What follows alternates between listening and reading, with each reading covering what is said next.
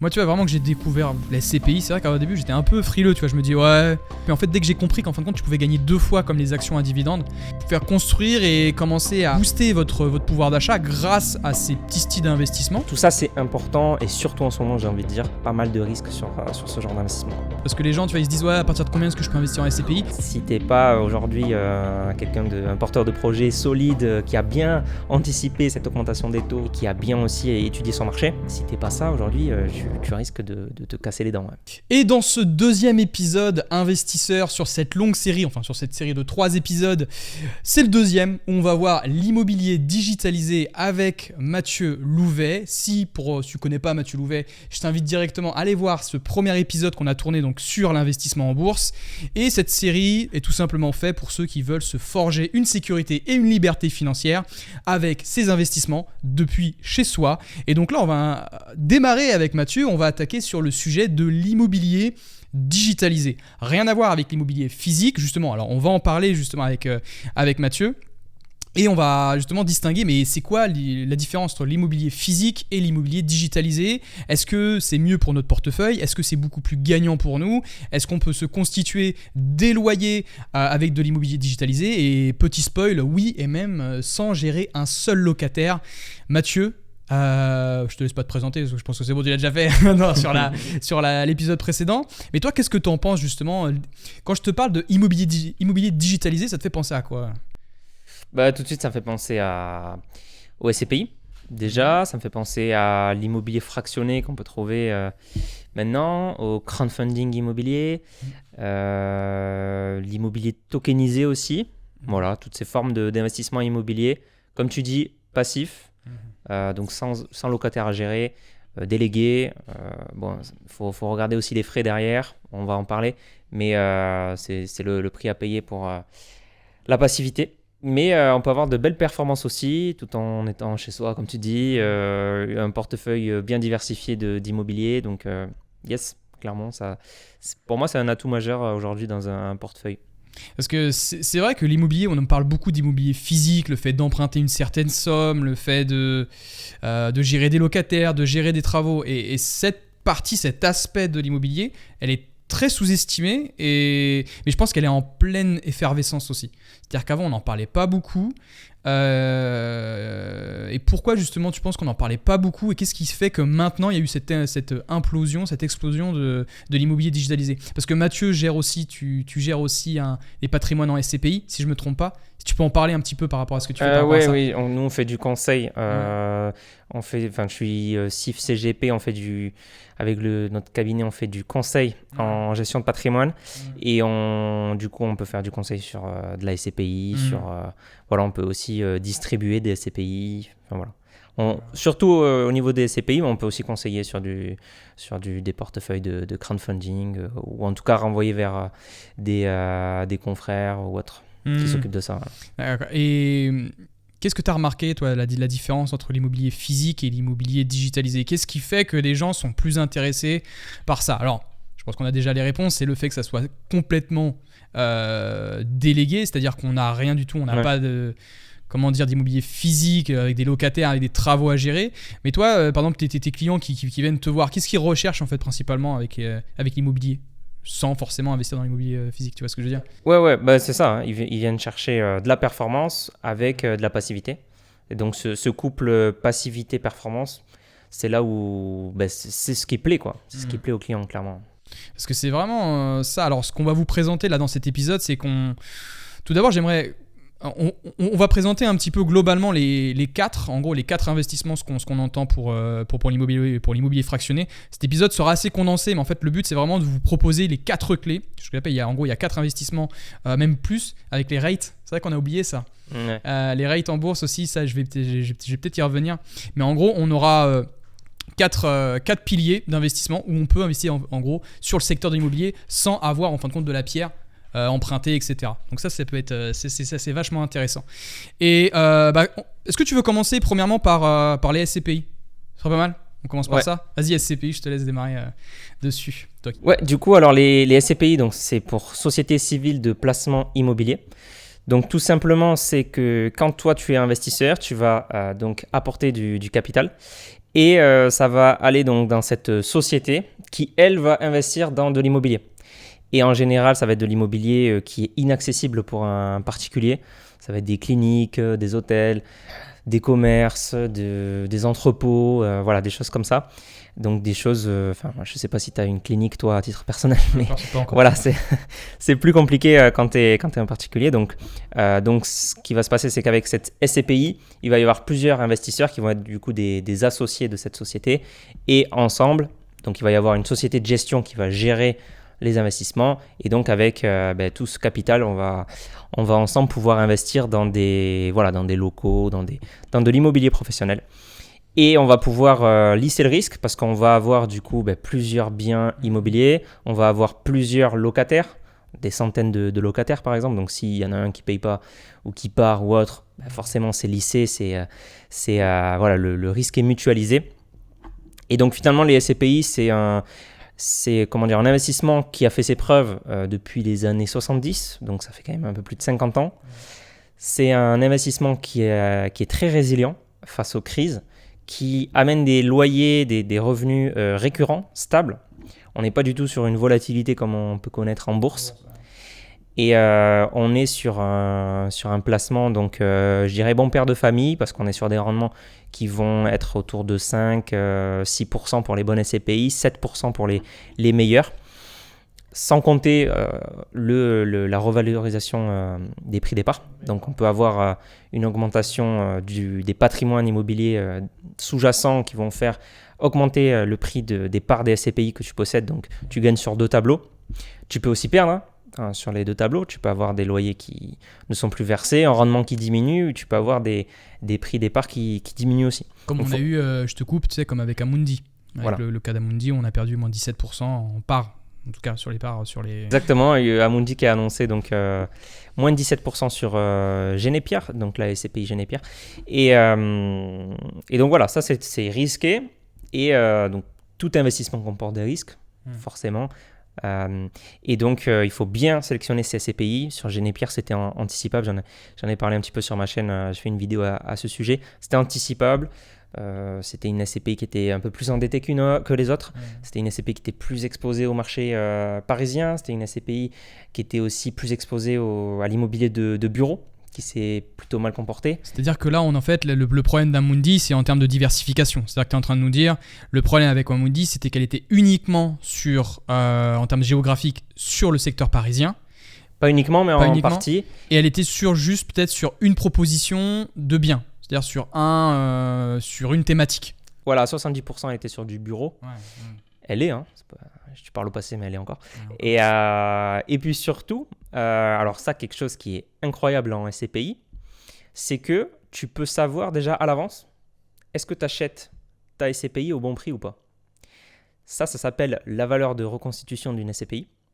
Donc, il faut savoir que le prix des parts des SCPI doit être entre moins 10 et plus 10% de cette valeur de reconstitution. La valeur de reconstitution, c'est quoi ? C'est si demain, je voulais racheter tout le parc immobilier de la SCPI, en payant les frais de notaire, etc. Combien je devrais débourser ?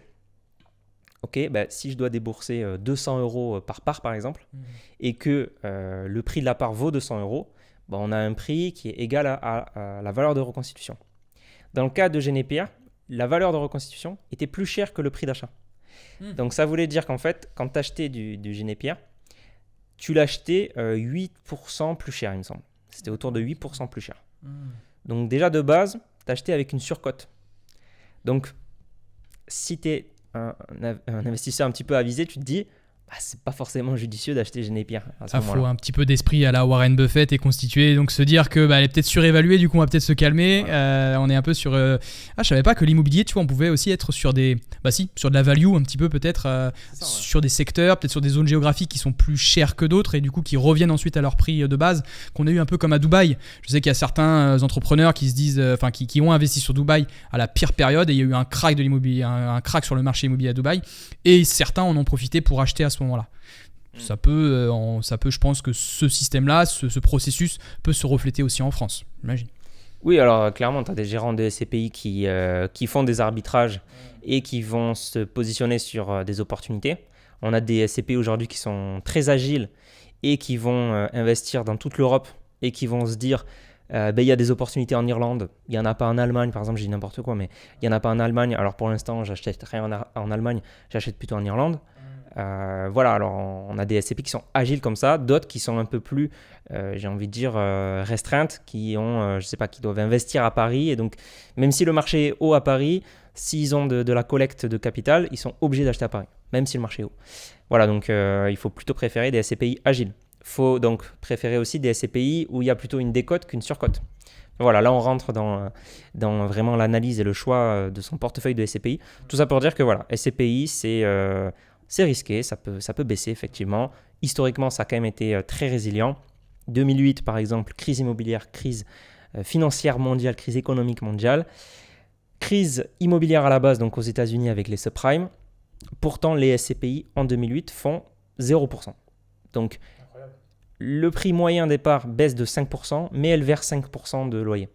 Donc, un investisseur en SCPI en 2008 n'a pas perdu, n'a pas gagné, mais n'a pas perdu. Tandis que si tu étais sur des rates, donc des foncières en bourse en 2008, tu étais très très mal. Ouais, effectivement, là, faut pas être sur les rates à ce moment-là. Voilà, on parle plus de 50, 60%, 70% même de baisse en 2008 sur les rates. Donc ça n'a rien à voir, c'est bien plus résilient et avec un bon portefeuille de SCPI, on peut faire de très bonnes choses.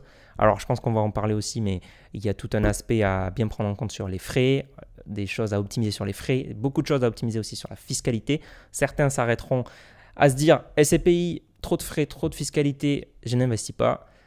La réalité quand même est bien plus complexe. Tu as des SCPI sans frais de souscription aujourd'hui, tu as des moyens d'optimiser ta fiscalité qui sont quand même assez incroyables, des choses qui peuvent vraiment booster les rendements.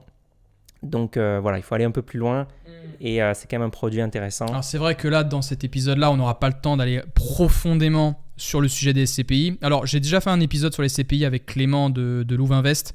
D'ailleurs, j'ai un code parrainage, donc si vous voulez en profiter, il y a 75 € offerts sur la première SCPI que vous souscrivez. Donc voilà, si vous avez envie de commencer à recevoir des loyers sans même gérer un locataire, vous avez un code de parrainage qui vous permet en plus d'avoir un bonus de 75 €. Mais pour venir sur les SCPI, c'est vrai que on avait vu avec Clément justement le CEO de Louvainvest sur le TOF, tu sais, sur le taux d'occupation financier au niveau des SCPI sur 2022. Alors le taux d'occupation, en gros, c'est ce qui nous permet de dire s'il y a des gens dans les loyers, s'il y a des personnes qui payent leur loyer. Et il y avait en tout un pourcentage, je crois que au-dessus de 93% de taux d'occupation. Donc c'est vachement, je trouve, encourageant, parce qu'en gros, ça montre que le marché SCPI, il y a toujours en gros des locataires, il y a toujours du monde pour payer les loyers, et donc si toujours du monde pour payer des loyers, eh bien, ça nous fait toujours du rendement. C'est-à-dire qu'on a toujours des loyers qui rentrent. Ce qu'il faut savoir aussi avec les SCPI, alors on va prendre le cas avec Iroko par exemple. Moi j'adore Iroko Zen parce que ça verse en gros des loyers mensuels.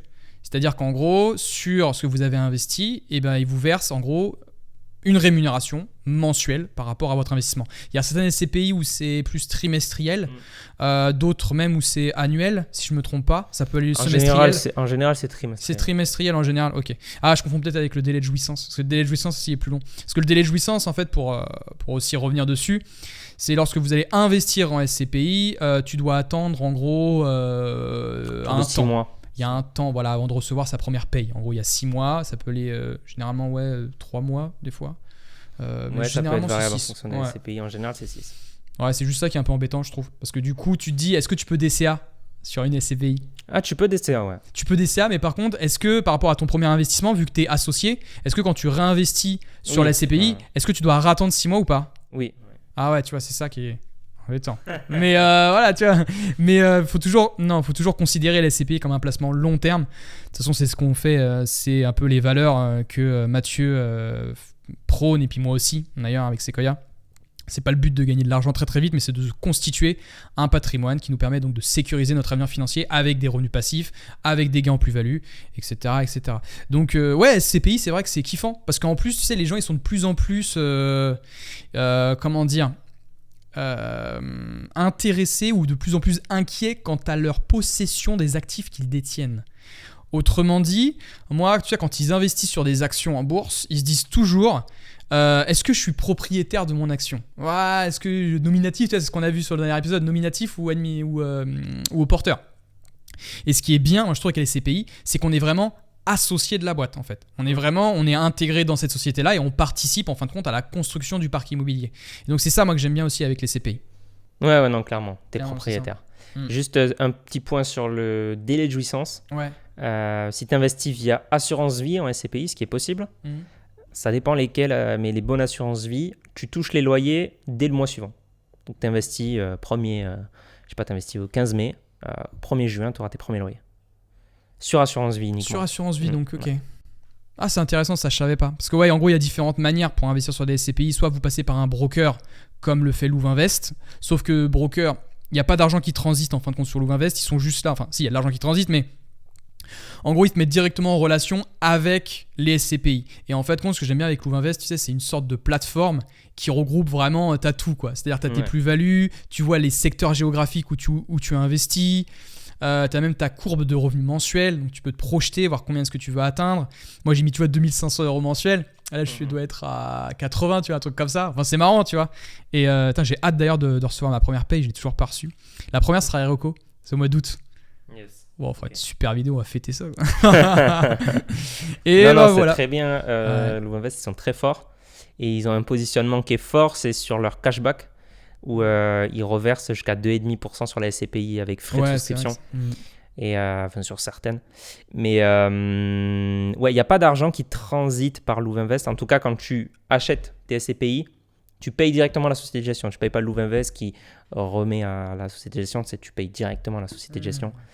Mais voilà. Moi, je trouve que c'est génial. Moi, tu vois, vraiment que j'ai découvert la SCPI, c'est vrai qu'au début, j'étais un peu frileux. Tu vois, je me dis, ouais, immobilier, c'est pas trop ouf. Mais en fait, dès que j'ai compris qu'en fin de compte, tu pouvais gagner 2 fois comme les actions à dividendes, c'est-à-dire tu peux gagner à la fois sur les plus-values de ton action, donc Apple, tu gagnes en plus-value, et en plus de ça, ça te verse des loyers. Et en plus de ça, les loyers, vu qu'ils sont, j'imagine que les SCPI sont aussi révisés par rapport à l'inflation. Oui. Les loyers. Ouais, l'indice des loyers, tout à fait. D'accord. Et pour l'immobilier professionnel aussi, ouais. Je savais pas sur l'immobilier professionnel. Je pensais que c'était uniquement particulier où ça a été revisité. Non, c'est bien le cas. Et oui, juste tu parlais tout à l'heure, je voulais juste rebondir par rapport à ça, du TOF, donc du taux d'occupation financier. Tu disais 93%, et ça aussi, ça peut être un critère. Donc tu peux très bien choisir des SCPI qui ont un taux d'occupation financier au moins de 90 par exemple. Ça se regarde, tu peux consulter les bulletins d'information et tu peux connaître le TOF de n'importe quel SCPI, quoi. Ouais, c'est vrai que c'est intéressant ça, et surtout même voir l'historique de versement des dividendes, des loyers, savoir si le rendement a été, même si les prix des parts ont correctement évolué historiquement, tu vois, dans le temps. Parce que moi j'aime bien toujours regarder l'historique, l'ancienneté en termes de performance. Je trouve que c'est des données qui sont intéressantes, même si les performances passées ne préjugent pas des performances futures. Ça, on devait le sortir, on l'a sorti. Il n'y a aucun conseil en investissement aussi, ça faut le répéter. Alors, de toute façon, je suis en présence d'un conseiller financier. Mais moi, je ne donnerai pas de conseils. Voilà. Ok pour les SCPI. Passons au deuxième immobilier digitalisé. Toujours sur des revenus passifs. C'est sur le crowdfunding immobilier. Crowdfunding immobilier, je trouve ça incroyable. En gros, pour faire grosso modo, c'est tout simplement... Vous avez comme une cagnotte Litchi. En gros, vous êtes plein d'investisseurs avec une cagnotte Litchi et vous déposez de l'argent sur un projet immobilier.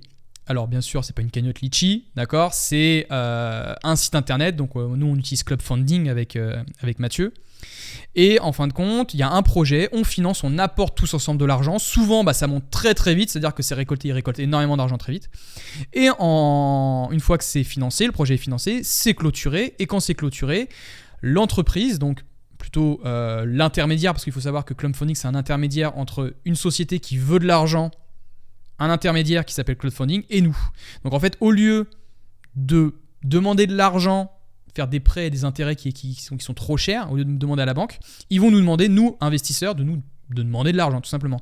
Et les rendements sont tout à fait aussi intéressants sur du crowdfunding immobilier. On est sur du 10 à 12%, si je ne me trompe pas, sur Club Funding. Même certains projets qui sont montés à 13%.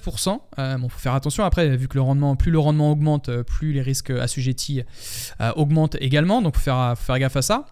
Mais je trouve que c'est vraiment ouf parce qu'en plus de ça, alors je trouve que c'est la seule plateforme au crowdfunding, tu m'arrêteras, mais qui verse des coupons mensuels. Souvent, les projets de crowdfunding, c'est souvent à la fin du projet. C'est-à-dire, on fait un projet, ok, et en fait, on vous rembourse après les 24 mois. Souvent, un projet, c'est sur 24 mois de financement. Et après, on vous rembourse. Et ce qui est bien, en fait, avec Club Funding, c'est qu'ils vous versent des intérêts mensuels. Toi qui investis, est-ce que tu peux... Qu'est-ce que tu en penses de tout ça, en fait Oui, alors, c'est pas les seuls à faire des... Alors, généralement, c'est des prêts in fine.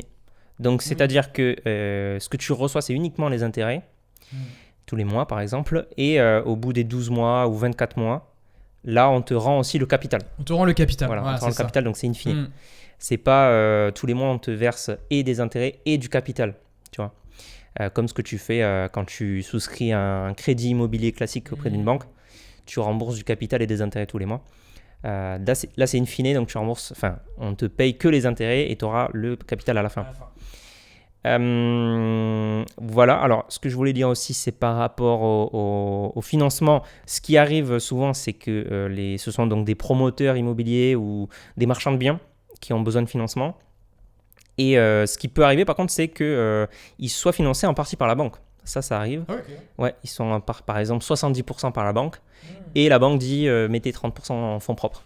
Sauf qu'ils ne veulent pas mettre 30% en fonds propres pour enchaîner d'autres opérations. Et donc, ils disent, nous, on veut mettre que 10% en fonds propres. Donc, 20% va être en crowdfunding immobilier. Et c'est là où ils vont contacter Club Funding ou autre. On peut citer Wissi, de la Première Brique, etc. J'utilise d'autres plateformes aussi. Moi, je n'ai pas que Club Funding, mais ça doit être 50% de mon portefeuille de crowdfunding, c'est Club Funding. Voilà, et donc effectivement, c'est super intéressant. Alors, les promoteurs aujourd'hui sont quand même en difficulté. Disons en difficulté. Donc, il y a quand même des risques associés. Pas mal de promoteurs aujourd'hui font faillite, clairement. Donc, il faut à tout prix bien sélectionner ces projets. Les meilleures plateformes sélectionnent en amont les projets pour nous. Derrière, il faut quand même faire une sélection nous-mêmes des projets. Donc, parmi les projets qu'ils proposent, c'est censé être que des bons projets, mais on va quand même refaire un tri. Regardez surtout les garanties, regardez si c'est pré-commercialisé, donc s'ils ont déjà vendu une partie de... Alors, je sais pas, par exemple, c'est un promoteur qui fait 50 nouveaux logements. Des fois, tu as une pré-commercialisation. Par exemple, ils ont déjà vendu 50%, ils ont déjà vendu 25 logements. Donc déjà pré-vendu, quoi. Et donc c'est génial, quoi. Ça, tu te dis plus il y a de garanties, plus il y a de pré-commercialisation. Faut regarder plein de critères sur ça, l'antériorité un petit peu du promoteur, du porteur de projet. Tout ça c'est important, et surtout en ce moment, j'ai envie de dire, où quand même il y a pas mal de risques sur ce genre d'investissement, quoi. Parce que c'est dû à quoi, à ton avis ? Est-ce que c'est dû aux hausses d'intérêt ? Du coup, est-ce qu'ils empruntent à des taux variables ? Pourquoi est-ce qu'ils ont de plus en plus de difficultés, ces promoteurs, à ton avis ? Est-ce que tu sais ? Est-ce que tu as une idée Alors, déjà, tout ce qui est promoteur dans du neuf, le neuf est en train de prendre un sacré coup derrière la tête. Je t'arrête, mais on le voit très bien avec Nexity. C'est vrai que Nexity, le promoteur immobilier, là tu le regardes en bourse, c'est catastrophique, quoi. Il s'écroule totalement. Exactement, donc tout ce qui est dans le neuf, ça prend un sacré coup. Il y a deux principaux facteurs, hein. C'est augmentation des taux, donc ça rogne leur marge, et baisse de la demande en immobilier, baisse du nombre de transactions, baisse aussi des prix, donc qui rognent aussi leur marge. Voilà, tout ça c'est un environnement aujourd'hui économique et sur le marché immobilier qui font que les promoteurs ou en tout cas les porteurs de projets qui il y a 2-3 ans faisaient une petite marge, faisaient se financer, ça passait, etc. Aujourd'hui, c'est plus le cas, quoi. Ouais.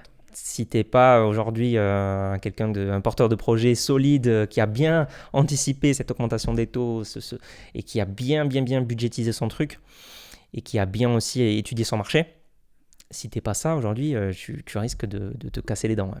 Ouais, c'est vrai. Et à partir de combien ? Parce que c'est vrai, ça on l'a même pas dit, tu vois, en SCPI. Alors bon, on fera une petite brève parenthèse, mais tu vois, juste sur peut-être la capacité à pouvoir investir dessus. Parce que les gens, tu vois, ils se disent, ouais, à partir de combien est-ce que je peux investir en SCPI ? SCPI, on l'a pas dit, mais les premières qui sont disponibles sont à 184 €, si je me trompe pas. Et sur Club Funding, bon, par contre, voilà, c'est juste un exemple, mais sur Club Funding, on est aux alentours de. C'est 1000 €. C'est 1000 € minimum. Ouais, 1000 €. Mais par contre, il y a des tickets d'entrée, genre sur la première brique, qui tourne autour de, c'est pas 1 euro. C'est 1 euro. 1 euro. Donc voilà, donc en gros, vous pouvez bâtir vraiment, forger voilà, vos premiers revenus, faire construire et commencer à booster votre pouvoir d'achat grâce à ces petits styles d'investissement.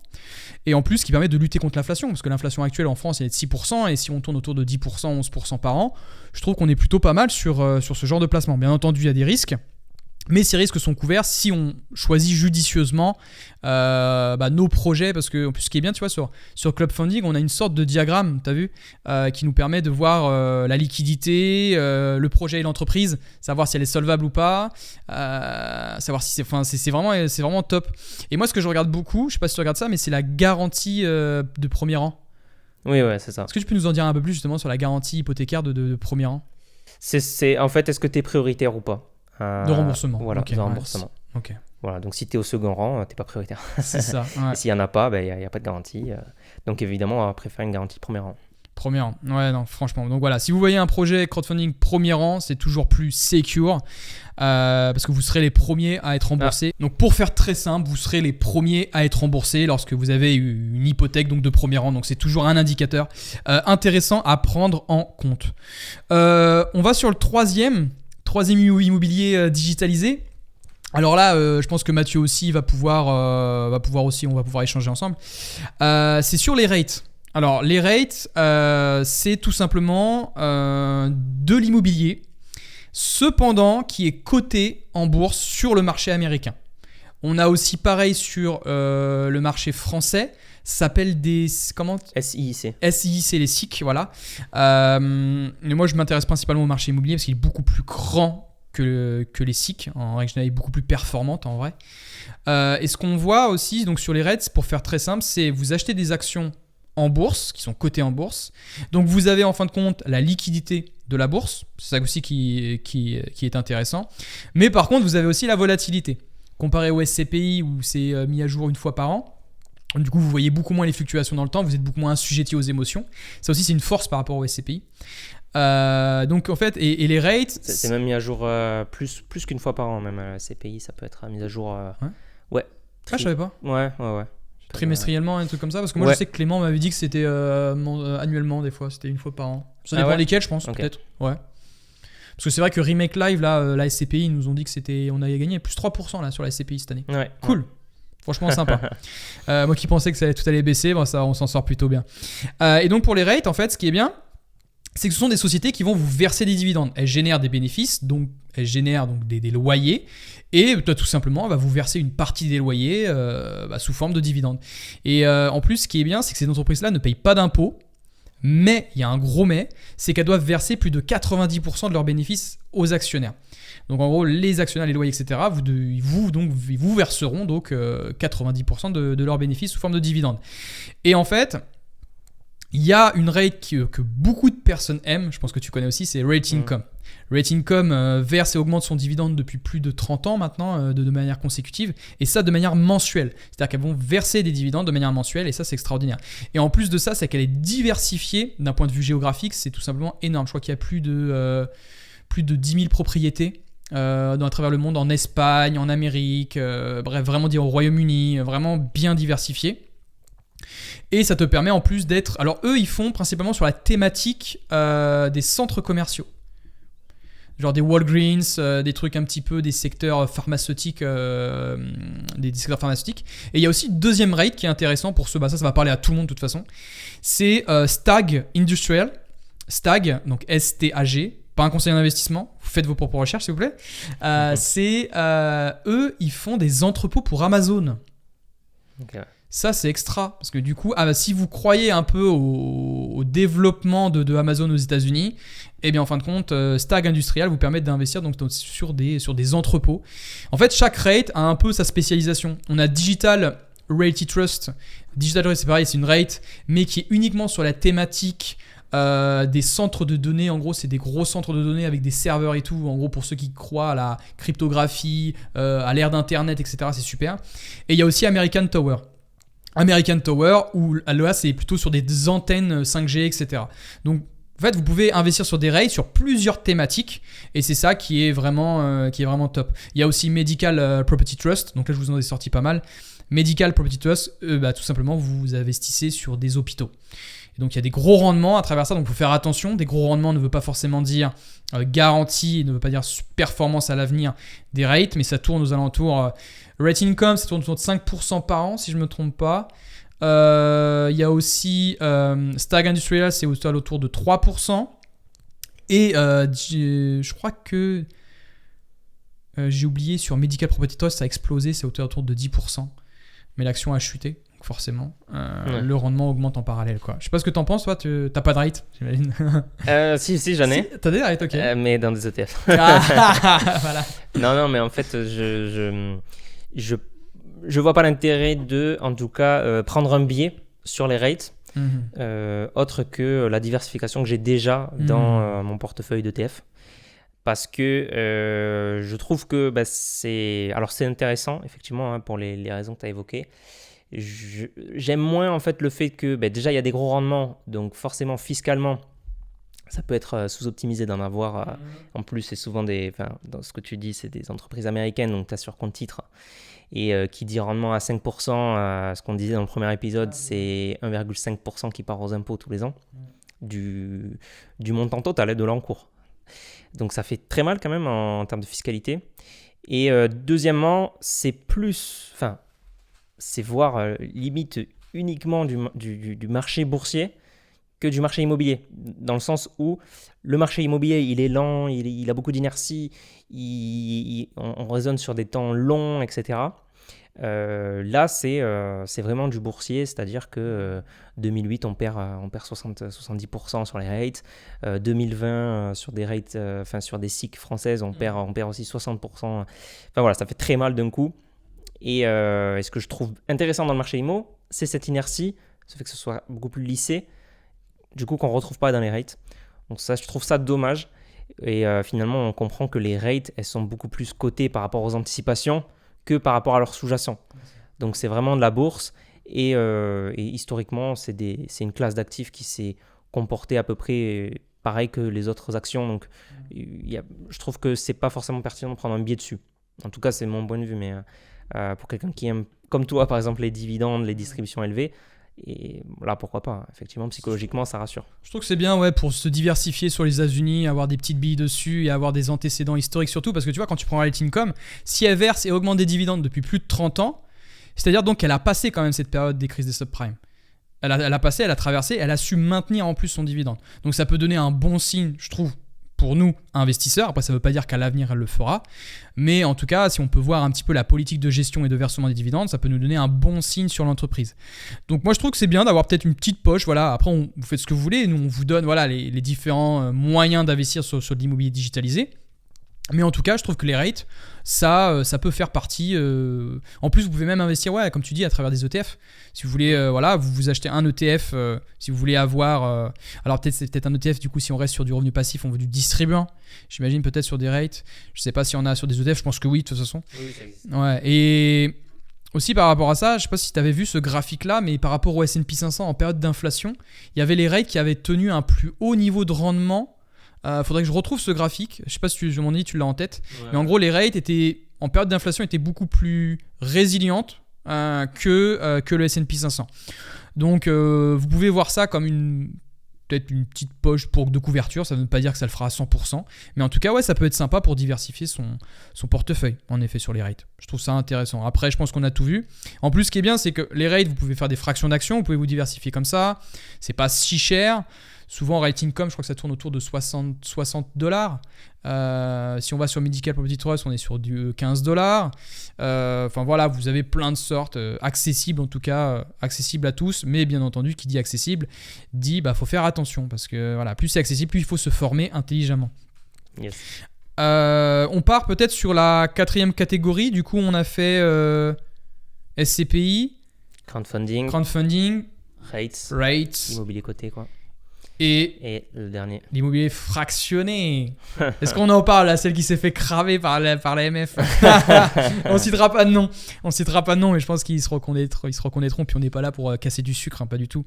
C'est que, en fait, avant il y avait des entreprises sur l'immobilier fractionné. En gros, pour vous expliquer l'immobilier fractionné, vous n'êtes pas associé. En gros, vous signez un contrat, tout simplement, c'est ça. Et en gros, l'entreprise vous doit tout simplement de vous verser en gros une part des loyers sous forme de royalties. Et donc ça n'a pas plu à l'AMF parce qu'en gros, les royalties, ce type de contrat n'était pas réglementé par l'AMF. En gros, c'était des produits qui n'étaient pas réglementés, tout simplement. Et du coup, l'AMF a mis warning, alerte rouge. Nous, on veut pas ça. On veut plutôt des entreprises qui soient carrées et qui respectent les normes. Et donc, du coup, ce qu'ils ont fait, c'est que certaines entreprises, du coup, ils sont partis de royalties. Et ils sont partis du coup sur des obligations. Est-ce que tu peux nous en dire plus justement sur ce système de l'immobilier fractionné et sur des obligations ? Est-ce que tu sais Yes. Ouais, alors c'est assez simple, c'est-à-dire que les investisseurs vont faire un petit peu comme sur le crowdfunding où ils vont financer des biens immobiliers. Et derrière, alors souvent il y a une structure qui se crée donc avec une holding qui va posséder le bien et les investisseurs qui vont rentrer dedans. Mais donc globalement, on va signer un contrat. Ils vont pas rentrer dans la holding. La holding va émettre des obligations qui vont être indexées sur les loyers qui vont être perçus. Après, il peut y avoir des conditions, il peut y avoir des frais à l'intérieur. Il y en a qui vont prendre des frais sur le montant à l'achat de l'immeuble, le montant à la vente de l'immeuble. Donc ça, faut bien analyser les frais qu'il y a derrière. Il faut bien aussi regarder les immeubles en question. Encore une fois, il faut faire sa propre analyse. L'analyse de la plateforme ne suffit pas en général. Bien faire sa propre analyse, voir si le bien va être intéressant ou pas. Attention évidemment par rapport au SCPI, c'est pas diversifié de la même manière, voire pas du tout. C'est un seul bien, donc il faut se créer un portefeuille de biens pour être bien diversifié, quoi. Et puis après, moi, ce qui me dérange un peu, pour l'instant en tout cas, dans cet immobilier fractionné, c'est que c'est assez nouveau. Les plateformes sont assez nouvelles. J'aime bien, moi, me positionner sur des choses qui ont déjà fait leurs preuves. Un peu l'effet Lindy, ce qui est le plus ancien et qui a perduré dans le temps. En général, c'est quand même ce qui est le plus sécurisé. Pour un investisseur, je trouve que c'est important. Déjà qu'on prend pas mal de risques sur ce genre d'investissement. Je trouve que c'est important de pas, dès la première plateforme qui arrive, la toute nouvelle, pas mettre 100% de ses fonds dessus. Se cramer tout de suite, c'est sûr. Ouais. Puis c'est vrai que l'immobilier fractionné, en fait, même le concept, j'ai du mal à. Alors, le fait de diviser un bien ensuite en plusieurs contrats sous forme d'obligation, moi j'ai encore du. Puis, en fait, je vois pas ce qu'il y a de plus intéressant que la SCPI en vrai. Parce que la SCPI, en fin de compte, ça a tous les avantages comparé à l'immobilier fractionné. L'immobilier fractionné, on n'est que sur en plus une seule zone géographique. On est par exemple, je sais pas moi, il y a un bien au Mans, et en fin de compte, tu vas acheter un immeuble au Mans et puis tu vas avoir, je sais pas, entre 5 à 6% peut-être de rendement par an. Comparé à une SCPI, on peut choper pareil, tu vois, entre 6% aux alentours, mais être diversifié à la fois sur des bureaux, je sais pas moi, en Irlande, aux Pays-Bas, en France, en Espagne. Je trouve que c'est l'immobilier fractionné, je suis pas encore un peu de mal en vrai, je pense. Ouais, ça va venir, pas encore convaincu. Non, mais moi non plus, pour être honnête, pas encore hyper convaincu. Il y a pas mal d'investisseurs qui aiment bien la plateforme Realty. Alors ça, on est plus sur l'immobilier tokenisé du coup. Ouais. C'est un peu pareil, hein. C'est juste que le process derrière est différent. Au lieu de faire des obligations, ils vont mettre ça sur la blockchain, etc. Mais sinon, c'est pareil, c'est fractionné. Il y a plus de rendement sur Realty. Les gens, ils vont plutôt chercher du 10%, tu vois. Ou là où on est plutôt à 5-6 sur du fractionné en France. Il y a plus de risques derrière, du coup. On est sur de l'investissement immobilier, tu sais, dans des zones genre Détroit, aux États-Unis. Oui, ça, on les voit souvent. Ouais. Voilà. Et on a le risque de change aussi à prendre en considération, très important. Si l'euro, si le dollar monte, eh bien, vous qui investissez en dollars, si un jour vous récupérez. Donc, le risque de change, c'est comme tu investis sur des biens qui sont aux États-Unis. Donc, en fait, tu investis sur un bien qui est coté en dollars. Et si, par exemple, le dollar se casse la figure par rapport à l'euro, si tu fais 10% de rendement sur ton bien immo, mais que le dollar perd 10%, tu n'as rien gagné. Donc, ça, c'est le taux de change à prendre en considération. Alors, sur des temps relativement longs, le taux de change, c'est pas très important. Mais si c'est pour des placements court terme, c'est quand même important de considérer ça, quoi. Ouais, donc toujours avoir une logique aussi de long terme lorsque vous placez sur ces choses-là. Après, je sais qu'il y a aussi une Invest Dubai qui fonctionne à peu près aussi de la même manière. Il y avait une plateforme comme ça qui était faite par Yann Darwin, qui était par Green Bull. En gros, tu peux investir aussi sur des biens à Dubaï, ce qui peut être sympa, qui propose des rendements à 8 à 10% par an. C'est sympa, c'est pareil, mais par contre, tu vois, là, on est aussi, il y a comme tu dis, les frais de change, il y a aussi l'AED. Du coup, c'est la monnaie là-bas à Dubaï. Et donc, ce qui peut. Alors après, je sais que cette monnaie-là est adossée au dollar. Donc, en vrai, voilà, si vous investissez là-bas, vous investissez en vrai sur du dollar. Mais il faut bien prendre en compte, en effet, ces frais de change-là quand vous investissez sur ça. Je pense qu'on va vous présenter donc, les 4 gros piliers. J'en vois pas d'autres, personnellement, en immobilier digitalisé. Donc c'est vraiment quelque chose qui se démocratise de plus en plus, et si vous avez envie de profiter de tous les avantages de l'immobilier physique mais sans gérer les locataires, les travaux, etc., c'est vraiment extraordinaire. Alors après il y a des mais, on va aussi sur les inconvénients. Ouais, ça c'est important, je pense. Les inconvénients, c'est que par rapport à l'immobilier physique, il y en a beaucoup qui vont me dire ouais mais Sony, sur l'immobilier fractionné, sur l'immobilier les rates, etc., on peut pas faire à crédit. Parce que du coup, en fin de compte, la vraie force de l'immobilier physique, et ça je suis entièrement d'accord, c'est l'effet de levier. C'est-à-dire que vous allez vous endetter pour pouvoir donc acheter des biens immobiliers qui vont vous permettre de générer donc des loyers.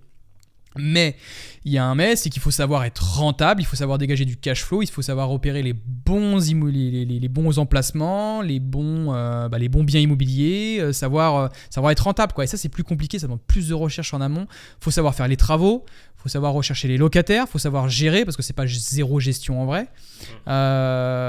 Qu'est-ce que tu en penses de ça toi par rapport à l'immobilier physique ? En fait, quand tu investis sur de l'immobilier passif, digitalisé, t'as que des revenus du capital. C'est vrai, voilà, tu apportes du capital et tu as des revenus du capital.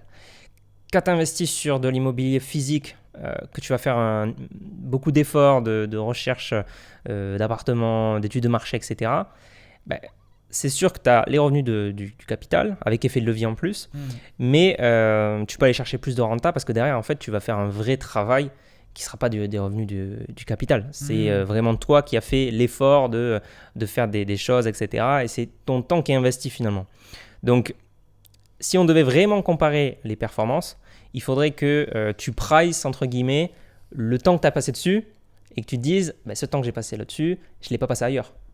Ça aurait pu, alors ça dépend des gens, mais si tu as, un business à côté, le temps que tu passes en immobilier, personnellement, moi, je fais l'arbitrage. Tu vois, je regarde si je vais passer du temps à chercher un bien en immobilier, c'est du temps que je ne vais pas passer sur mon activité de conseil financier ou autre. Bien. Donc, ça, c'est à prendre en compte.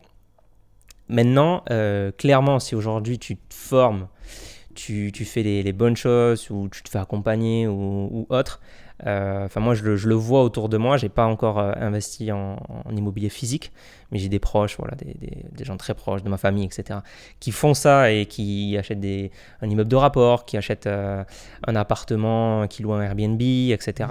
Clairement, c'est un gros levier quand même d'investissement. C'est assez imbattable, je dirais, parce que tu investis avec l'argent de la banque. Et si tu arrives à avoir des bons rendements, si tu arrives à faire une belle opération, bon voilà, c'est quand même, on va pas se le cacher, c'est un gros levier d'enrichissement à pas passer à côté. Maintenant, il y en a qui peuvent aussi faire des erreurs et ça peut coûter très cher aussi, clairement, et ça peut aussi prendre beaucoup de temps. De gestion des travaux, des locataires, des impayés, des trucs, etc. Évidemment, c'est à prendre en considération. Voilà, le fait est que si ça se passe très bien, c'est quand même très intéressant. Ouais, moi, je pense que c'est vraiment ça. Pour moi, c'est vraiment la solution ultime pour investir sur l'immobilier. C'est vraiment l'immobilier digitalisé, les SCPI, etc. Si vous voulez pas gérer les locataires, vraiment pas se prendre la tête sur tout ça, vraiment ça, je pense que c'est... Le temps, pour moi, c'est quelque chose d'ultra important parce que c'est vrai, comme tu dis, le temps que tu passes peut-être à gérer les locataires, que ça soit 1 heure, 30 minutes, mais ça sera composé, quoi, ça se trouve, parce que ça sera multiplié sur tant d'années. Tu loupes 1 heure, je sais pas moi, tu passes 1 heure par semaine, tu perds 1 heure multiplié par tant de mois, tu perds. Pour moi, pour un chef d'entreprise, pour un entrepreneur, je pense que ça peut être bouffant, quoi. Ça peut prendre du temps. Alors que là, en plus de ça, Ça nous libère du temps, on gagne en plus-value, on reçoit des loyers, on n'a aucun locataire à gérer. Je pense qu'il y a tout ça. Mais par contre, moi, je suis tout à fait d'accord que c'est peut-être bien d'avoir un immeuble qui est bien rentable, peut-être. Enfin, moi, personnellement, c'est comment je le vois. Tu vois, peut-être il y en a d'autres qui ne pensent pas comme ça, qui pensent plutôt à enchaîner des biens. Parce que je dis ça, mais moi, je n'ai pas encore investi en immobilier physique. Peut-être qu'un jour, ça viendra. Peut-être, et du coup, c'est peut-être que ça me prendra d'envie d'investir sur l'immobilier physique. Mais pour l'instant, voilà. Moi, je respecte un peu mon procédé d'évolution. C'est-à-dire que je préfère m'occuper de Sequoia, de Kapuka Peps et d'évoluer avec mes écoles. Et pourquoi pas ensuite, une fois que ça sera bien automatisé et bien développé, pourquoi pas ensuite partir sur de l'immobilier physique. Ouais. Yes. Moi, je pense qu'il faut respecter... En fait, tout dépend de votre situation. Si vous partez d'un salariat et que vous avez envie vraiment de vivre, pourquoi pas du 100% immobilier, et ben, ça peut être une opportunité en or, quoi. C'est vrai. Yes. Après, bon, bien diversifié aussi, hein, pas 100%, 100% immobilier, pourquoi pas, mais faut pas mettre tous ses locataires dans le même immeuble, par exemple. C'est clair, ouais, s'il nous se passe un truc... Pas acheter un seul immeuble. Ouais, du coup, là... ça peut vraiment, tu peux vraiment te mettre en péril financier si tu fais ça. Mais non, si tu diversifies, si tu fais les choses bien, clairement, et quelqu'un qui aujourd'hui a un CDI, n'a pas d'activité entrepreneuriale, c'est une activité entrepreneuriale en soi, l'investissement immobilier. Tu vas vraiment créer un business plan, etc. quoi. Et donc, c'est une activité entrepreneuriale, j'ai envie de dire, dont le business model a été prouvé. Tu vois, quelque chose où finalement, tu peux apprendre des autres et tu peux bien faire les choses. Ça se passe bien. Franchement, tu peux bien faire les choses. Peu importe aujourd'hui, finalement, tes connaissances, tu vois. Donc, c'est assez fou, quoi.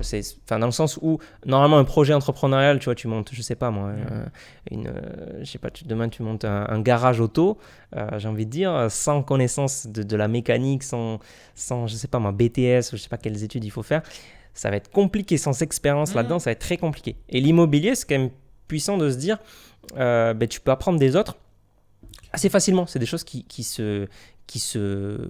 s'apprennent et qui se donnent, tu vois, assez facilement. Donc, c'est quand même intéressant, quoi. C'est un projet entrepreneurial intéressant pour ceux qui n'en ont pas. Maintenant, tu as des projets entrepreneuriaux qui peuvent être bien plus intéressants que l'immobilier. Donc ça, c'est un arbitrage. Si aujourd'hui, tu n'as pas de projet entrepreneurial, l'immobilier, ça peut en être un, quoi. Tu sais que ça enchaîne super bien sur le prochain épisode, du coup, parce qu'on va parler justement d'entrepreneuriat, de side business, etc. Mais ça, on va pas en dire plus. On va vous laisser là, bande d'investisseurs. Merci Mathieu pour tout ce que tu as dit sur l'immobilier physique et sur l'immobilier digitalisé. C'était un peu le but d'aujourd'hui. N'hésitez pas à vous abonner à la chaîne de Sequoia, à la chaîne de Mathieu S'Investir. De toute façon, tous les liens sont dans la description. Et faites-vous plaisir sur le pouce bleu, allez-y. On vous remerciera vraiment de tout cœur. On vous dit à très vite pour le 3e épisode de cette dernière série qui sera sur l'entrepreneuriat. Ça va être vraiment fort. Je pense que ce sera le plus bel épisode qu'on va faire ensemble parce que là, je crois il y a beaucoup de secrets qu'on va révéler. Surtout Mathieu, hein. Parce que Mathieu, il cache un petit peu son histoire, mais ce serait bien qu'on en apprenne un peu plus sur lui, sur son aventure. Parcours d'étudiant, etc. Moi, on me connaît, je commence à révéler un petit peu, mais je pense qu'on en apprendra très prochainement. Je pense qu'on va en apprendre beaucoup là. Sur toi. Yes, on se retrouve dans le prochain épisode alors. Voilà, ciao. À la prochaine.